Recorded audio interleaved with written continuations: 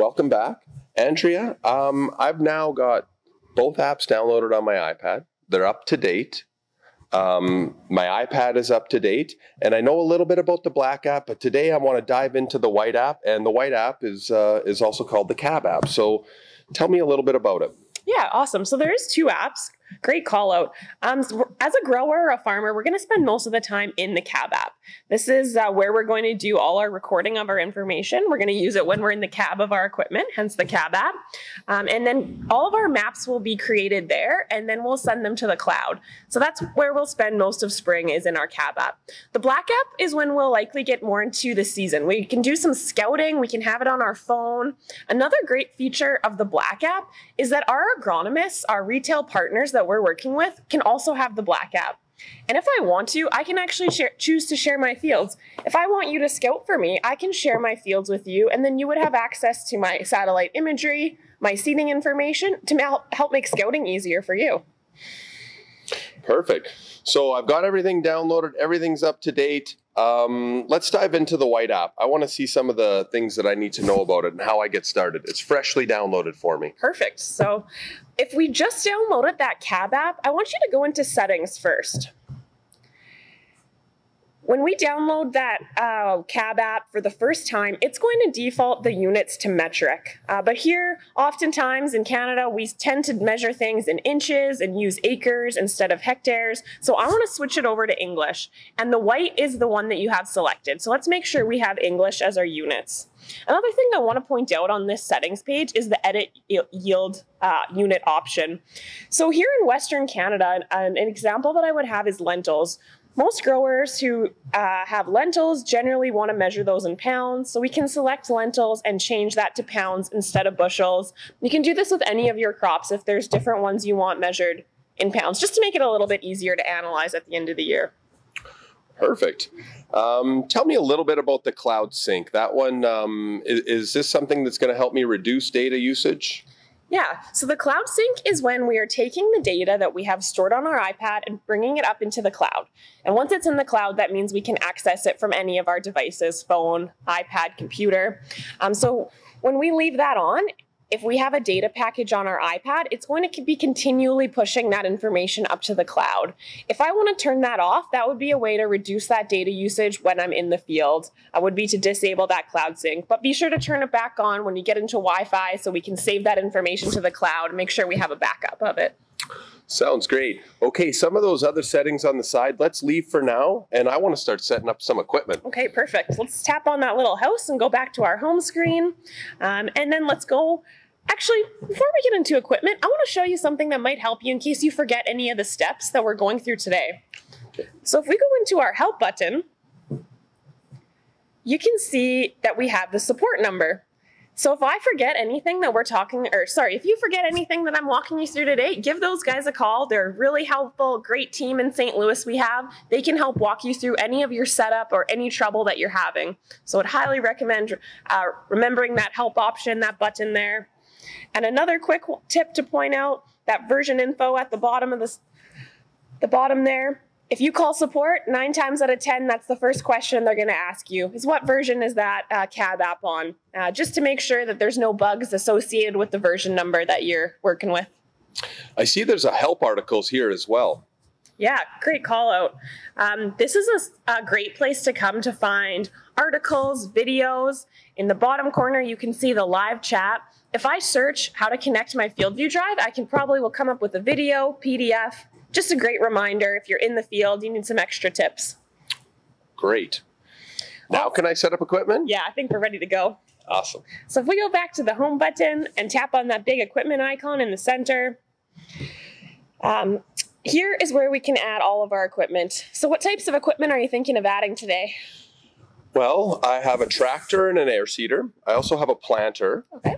I've got a sprayer that I use, and I've got a big combine as well. Okay, perfect. So let's maybe start at the front there with the tractor, hey? Sounds good. Tap on Add New Equipment, select Tractor, click Next. What kind of tractor do you have? This tractor that I'm running today is a Case IH. Case IH. Tap Next. And which model? It is the 620 Stagger Quad Track. Ooh, big one. Ooh. Click next. Is that an articulated tractor? That is. Tap next. And now we need a name for that tractor. Can I name it anything? Yeah. Just about anything. Okay. PG-13? Please. Chaps. Chaps. Perfect. Yeah. Good old Chaps. Once you have a name picked out, tap on next. Now you can see we get to a page of GPS measurements. Do you have any idea why it would be important to keep these accurate, Troy? Well, I think the more accurate I have these numbers, the more accurate the data is going to show up on my iPad. When I'm going through my information, when I look at my maps, they're going to be probably a lot cleaner and straighter. Yeah, absolutely. So if you don't know these measurements off the top of your head, some of our tractors will be pre-populated, but you'll also be able to find those measurements in your equipment monitors.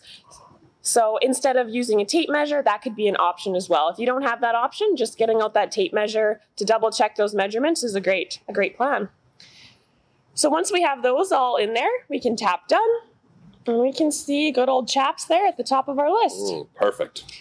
So next we'll hit add new equipment and go through that seeder setup. Air seeder. Select next. And what kind of air seeder are you working with? Well, like many farmers, I have a rainbow color of equipment, so I have a John Deere air seeder. Perfect. John Deere, next. And which model is that? It's the 1990.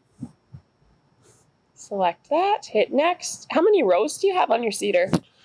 Oh, that one's 70 row. 70. Okay, scroll down and find 70, tap next. How many, what's the row spacing? 12-inch spacing. 12 inches. And then what's the hitch style? Like many air seeders, it's a drawn hitch. Perfect.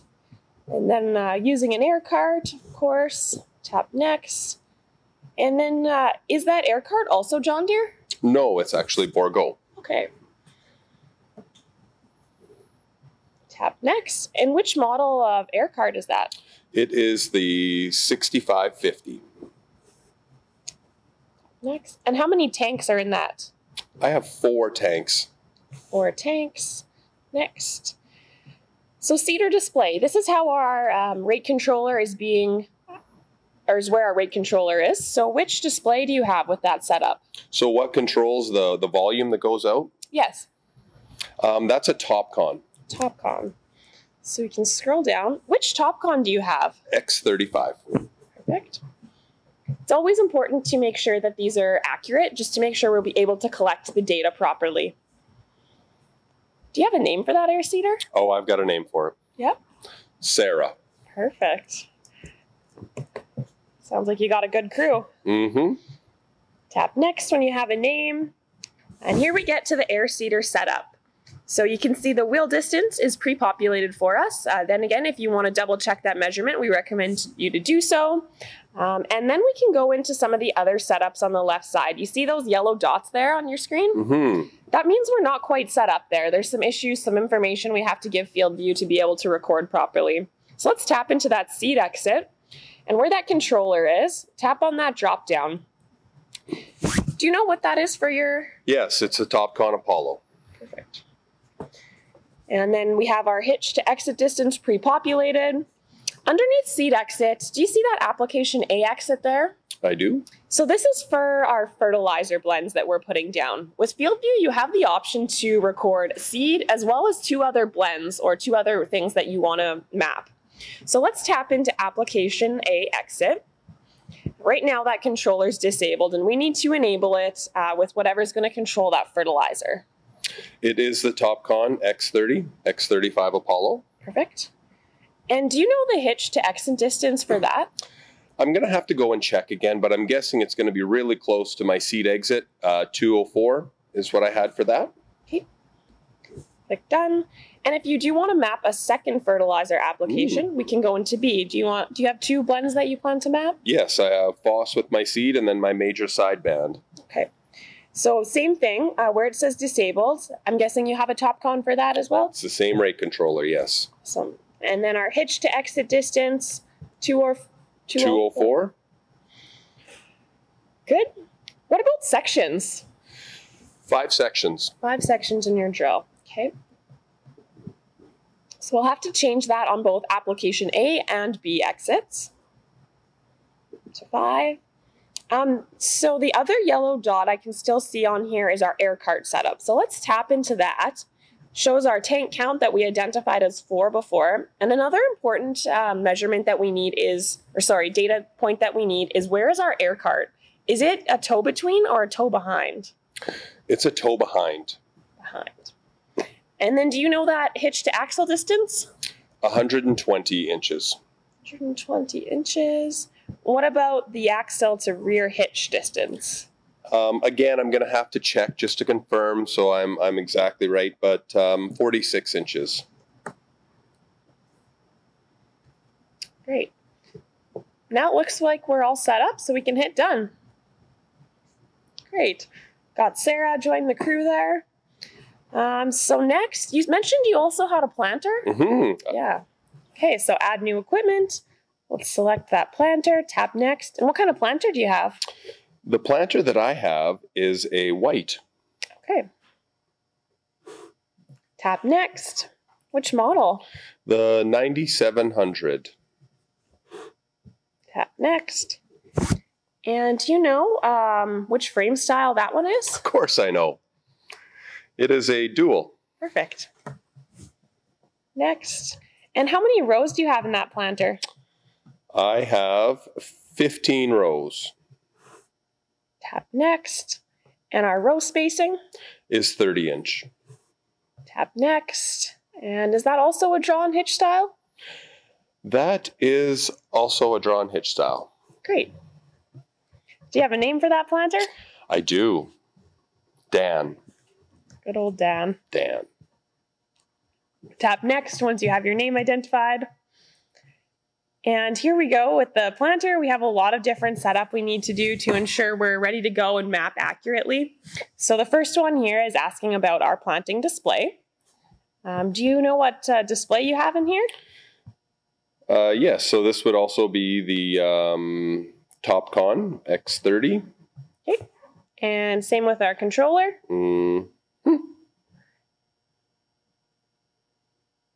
Incompatible? That's right.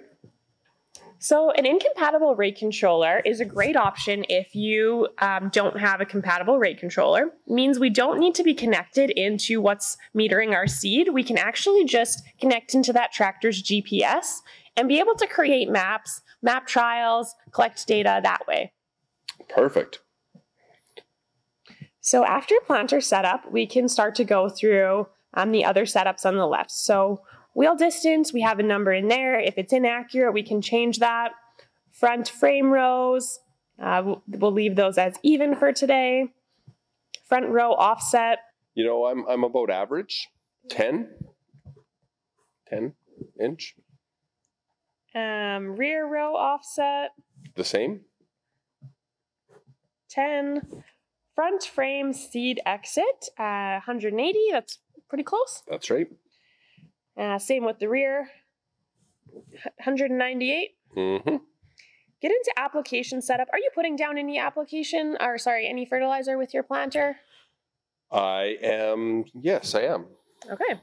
So then with this, is it also an incompatible rate controller? It is. Great. Just one section? That's right. And probably just one application with your planter, hey? It is. Okay. So then our active rows, we can leave those on all rows for now, and if I need to change that to front or rear, I can always come back, depending on what I'm planting. So when you're done with your planter, you can hit done. And then we have added Dan in there. Perfect. So we have our tractor, planter, seeder. Oh, you mentioned a sprayer. Mm-hmm. So tap on add new equipment, scroll down. Is it a self-propelled or a pull type? It is self-propelled. Great. If you have a pull type sprayer, feel free to add that in as well. And what kind of sprayer do you have? I have a New Holland. New Holland. Next. Would that be a Guardian? It is so. And which model? The SP333. How many sections are you working with? I am working with 7 sections on that piece of equipment. Tap next. How wide is that sprayer? It is 1,200 inches, so it's a 100-foot sprayer. Perfect. Front or rear style of boom? It's mounted on the back. Rear. Next. And now we need a name for the sprayer as well. Lydia. Welcome to the team. So when we press next here, we also get to the measurement page, just like we did with our other equipment. Do you happen to know some of these measurements, Troy? I do not. I could probably take a stab at it and then go back and measure later. Or maybe you could even check your equipment monitor. Those measurements could be there as well. Well, I don't have my equipment monitor on me at this time, but we'll just take a guess. Sounds good. Perfect. So A would be the center of the wheel to the center of the GPS, and it's actually 6 inches. Okay. And then the height would be pretty close to 10 feet, so I'm going to go 120 inches. And then I see that center is, if there's an offset, but it's right down the middle of the sprayer tractor. And D, boom to axle measurement would be probably closer to 6 feet. Awesome. So once you have your measurements in there, we can go into the application setup on the left side. And the first thing it asks us about is our equipment display. So in that New Holland sprayer, what do you have in there? Are you asking me what's driving it, what's controlling the GPS, or what's controlling the rate? What's driving it? Yeah. What's driving it? So in what's driving it is the IntelliView. Okay. Perfect. And then what about the rate controller, that application controller? It's a Raven. So it would be the Raven single product controller. So in situations like this, where we have different monitors driving your sprayer and different monitors that are controlling your sprayer, we might need a harness to be able to plug that FieldView drive into. So we need to double check some compatibility, make sure you have that cable so you can map the spring your spraying layers, sorry. And if you don't know what cable you need, that help number that we talked about before would be a great place to call. Perfect. So once we have that application controller selected, we can go to section setup. And here we identified 7 sections and our total width. Are your sections even? They're not. No? Okay. So when we switch this over to no, it's going to ask us for some more measurements here. The nice thing is it keeps track of how many inches we've already used up. So it's telling us our total sum underneath our total width. So this is, again, something that I'm going to have to go into my monitor and find out, because I want to be deadly accurate with this, especially when I'm going around turns or coming to stops or doing those overlaps and coming to the ends of field. So I don't know exactly what they are today. So today, right now, I'm just going to make them even. Okay.